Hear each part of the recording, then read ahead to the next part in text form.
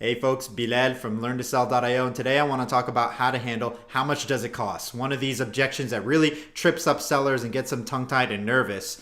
But think about it like this, it's not really an objection. What serious buyer doesn't want to know the price of something before they invest time and resources into a buying motion? They gotta know that up in front. So let's see how we can handle this in a smart way. Now for most sellers, they want to avoid telling the price because the idea is, I'm going to find out so much more in discovery later on. Maybe that's going to affect the price, and if I throw out a number early, that might be wrong or scare them away. But here's the thing. You need to tell people what the price is going to be, and there's a smart way to do it that helps you avoid dodging the question because you should be able to answer it, and at the same time still sets you up for success down the line in case factors change as you go through the sales cycle. So here's how we're going to do it. Somebody tells you, how much does it cost or what's the price? Say it like this. Well, our base pricing starts at $3,000. So there's no scenario where you're paying less than that. But for companies like yours, typically it's more in the range of $30,000 to $60,000. Now, there's a couple factors that go into why that's such a wide range that I can cover later. But before I do, I did throw out some numbers. What's your initial reaction? And you zip it.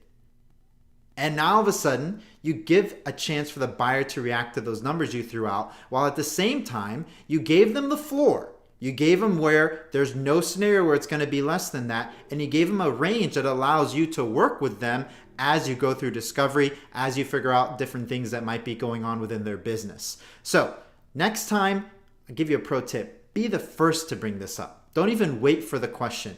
Be the one that actually gets to set the table on how you talk about pricing. It's going to unexpectedly delight your buyers, and it's going to get them really receptive to some hard questions, because here's the thing. Once you throw out those numbers, now you get to have a discussion. So now they might say something like, wow, that's really expensive, or that's way more than I thought it was going to cost. Great.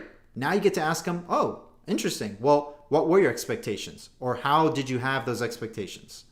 And now you get to have a conversation around that. Or they may say something like, oh, that was what I was expecting, something like that. And I get to say, well, why was that? Have you bought a tool like this before? Are you familiar with our competition and maybe have seen this? And now you get to have a discussion there. Or they might be indifferent to what you just threw out. They might say, okay.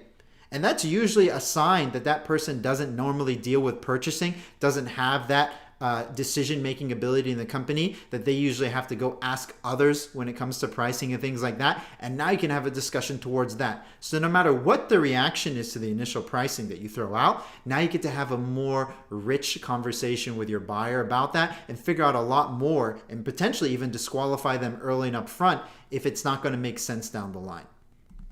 All right, that's it from me. More to this on LearnToSell.io. Thanks for listening. Take care.